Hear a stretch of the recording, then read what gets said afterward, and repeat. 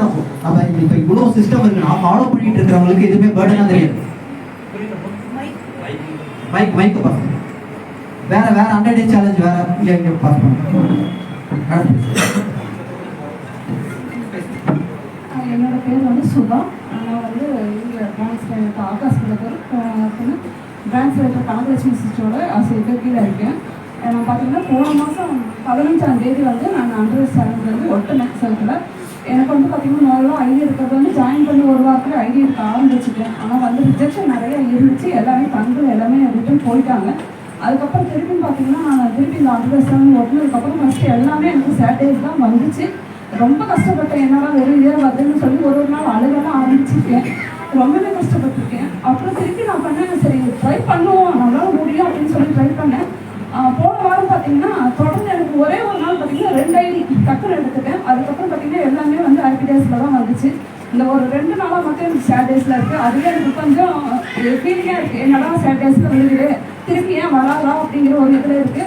அதனால் பார்த்தீங்கன்னா தினமே நான் காலையில் நைட்டு 1 மணிக்கு தான் தூங்குவேன், காலையில் 4 மணிக்கே எழுந்திரிச்சிடுவேன். எனக்கு பார்த்தீங்கன்னா என்னோட அப்ளைன்ஸ் இருக்காங்க கனகலட்சுமி சிஸ்டர், அவங்க தான் எனக்கு கால் பண்ணிடுவாங்க. 4 மணிக்கு நான் எழுந்திரிச்சு அவங்களுக்கு கால் பண்ணுவேன், அவங்க எழுந்திரிச்சு எனக்கு கால் பண்ணுவாங்க. கால் பண்ணிவிட்டு சிஸ்டர் ஆரம்பிக்கலாமா, எந்திரிக்கிறீங்களா அப்படின்னு எந்திரிச்சோன்னுமே அவங்க சொல்கிற ஒரே வார்த்தை, எந்திரிச்சோன்னு டக்குன்னு வந்து ஹாப்பியாக சொல்லுங்க சிஸ்டர், குட் மார்னிங் சொல்லுங்க அப்படிம்பாங்க. Okay sister good morning sister அப்படின்னு சொல்லி ஆரம்பிச்சேன்னா அவ்வளோ இதாக இருக்கு, எனக்கு ஹாப்பியாக இருக்கும். அன்றைக்கி நாள் ஃபுல்லாகவே எனக்கு இதாகவே தான் இருக்கும். ஏதாவது ஒரு இது கொஞ்சம் சங்கடமாக இருந்தாலுமே திருப்பி அடுத்த சிஸ்டர்கிட்ட கூப்பிடுவேன், சிஸ்டர் எனக்கு கொஞ்சம் டவுட்டாக இருக்குது, கொஞ்சம் சங்கடமாக இருக்குது, நான் என்ன பண்ணலாம் அப்படின்னு கேட்கும்போது அப்போ அந்த சிஸ்டர் சொல்லுவாங்க, நீங்கள் எதுக்குமே வந்து கவலைப்படாதீங்க, நீங்கள் வந்து முழுக்க வந்து முயற்சி பண்ணிக்கிட்டே இருங்க, உங்களால் முடியும்னு சொல்லிக்கிட்டே இருப்பாங்க. அதே மாதிரி நான் முயற்சி பண்ணிக்கிட்டே தான் இருக்கேன், இன்னைக்கு வரைக்கும் நான் முயற்சி பண்ணிக்கிட்டே இருக்கேன். ஒரு நாளுமே வந்து நான் இதாக இருந்தாங்க. ஆனால் பார்த்தீங்கன்னா எனக்கு ரொம்பவே வந்து எப்படி சொல்கிறது, ஃபேமிலிக்குள்ளேயே பார்த்தீங்கன்னா எனக்கு வந்து ரிஜெக்ஷன் தான் அதிகம். என் பிள்ளைங்கள்லேருந்து என் வீட்டுக்காரர்லேருந்து எல்லாருமே எனக்கு சொல்கிற ஒரே வார்த்தை பைத்தியக்காரி பைத்தியக்காரி பைத்தியக்காரி, அது ஒன்று தான் சொல்லுவாங்க. ஏன்னா வந்து முதல்ல வந்து செல்ஃபோன் யூஸ் பண்ண தெரியாது எனக்கு, நார்மலாகவே எனக்கு டச் ஃபோன் யூஸ் பண்ண தெரியாது. இது வந்து நான் கற்றுக்கிட்டதே வந்து கனகலட்சுமி சிஸ்டர் தான் வந்து எனக்கு எப்படி பண்ணணும் என்ன செய்யணும் அப்படிங்கிறத ஃபுல்லாமே அவங்க தான் சொல்லி கொடுத்தாங்க. இன்னைக்கு நான் இந்த ஃபோன் யூஸ் பண்ணுறேன்னா அவங்களால மட்டும்தான். எனக்கு இப்போ ஒர்க் பண்ண டைம் கிடைக்க மாட்டேங்குது, அது ஒன்று தான் எனக்கு இருக்கிற வருத்தமே. எனக்கு காலையில் பார்த்தீங்கன்னா எனக்கு வந்து 3 பேர் குழந்தைங்க பிள்ளைங்க இருக்காங்க, எல்லாருமே மேரேஜ் ஆகிடுச்சு. என்னோட பேத்தி வந்து எங்கிட்ட தான் வச்சுட்டு இருக்கேன், 1.5 வயசு ஆகுது. அந்த பேத்தியும் மேனேஜ் பண்ணிட்டு நான் செல்லையும் பார்த்துட்டு இதில் எல்லாத்தையும் பேச முடியும். சார் சொல்லுவாங்க எனக்கு ரொம்ப கஷ்டமாக இருந்துச்சு. டீம் கிட்ட எப்படி போய் பேசுறீங்க, உங்களால முடியுதான்னு கேட்கும்போது எனக்கு ரொம்ப சங்கடமா இருந்துச்சு. ஏன்னா டீம் கிட்ட பேசவே முடியல. நான் ஃபோன் எடுத்தேன்னா அடுத்த செகண்ட் என் பேத்தி ஃபோனை கொண்டு தான் வருவோம், ஏன்னா ஃபோன் பேசவே முடியாது.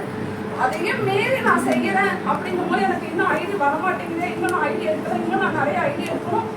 என்ன நான் முயற்சி பண்ணிட்டு இருக்கேன்னா, என்னை யார் பைத்தியக்காரி, இவனால முடியாது, எந்த நேரம் பார்த்தா செல்லே பைத்தியம் உட்காந்துட்டு இருக்காங்க.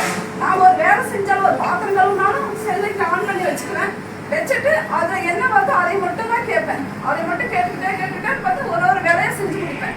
அப்போ கூட நிறைய எனக்கு நிஜமாக சொல்லணும், திருப்பி சொல்லணும்னு இது பண்ணாதீங்க. எல்லாருமே ரிஜெக்ஷன் தான் சொன்னாங்க, பைத்தியக்காரி பைத்தியக்காரி பைத்தியக்காரி. இன்னைக்கு காலையில நான் சண்டை கட்டிட்டு தான் வந்தேன். வீட்டு வண்டிக்கு என்னால் கோயம்புத்தூர் போக முடியல. நான் இருக்கிறது பார்த்தீங்கன்னா கரூலூர்ல இருக்கேன். வீட்டு வண்டிக்கு போகணும் ரொம்ப ஆசையா இருந்தேன், கிளம்பலான்னு. என் பேத்தி விட்டுட்டு என்னால் போக முடியல, அழுத உட்காந்து 2 நாளாக எங்கள் வீட்டில் சண்டை.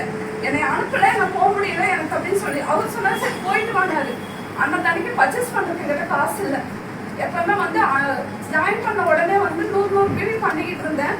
3ஆவது மாதம் என்னால் 100 பீடி பண்ண முடியல, பணம் இல்லை. அழுத சண்டை கட்டினேன். லாஸ்ட்டில் 500 ரூபா இருக்கு, சரி எடுத்துகிட்டு போனாரு. அந்த 500 ரூபாய்க்கு கூட இன்னொரு 1000 ரூபா கொடுங்க, நான் வந்து ஒரு 60 பீடியாவது பண்ணிக்கிறேன் அப்படின்னு சொல்லி நான் ரொம்ப கெஞ்சினேன். சரி ஓகே பண்ணிக்கலாங்க. லாஸ்ட்ல பார்த்தா என்னாச்சு, அதுவுமே இல்லை. நான் சொன்னேன், ஒன்று நான் வீட்டு வண்டிக்கு போயிருப்பேன், இல்லையா நீங்க எனக்கு காசு கொடுத்துருக்கலாம், நான் அதையாவது பர்ச்சேஸ் பண்ணியிருப்பேன். 2மே இல்லாமல் என்னை ஏமாத்திட்டீங்க அப்படின்னு சொல்லி. 2வது சார் சொன்னாரு, சென்னையில் ஒரு ப்ரோக்ராம் நடக்குது, அதுக்கு யார்கிட்ட பண்ணிக்கீங்கன்னு.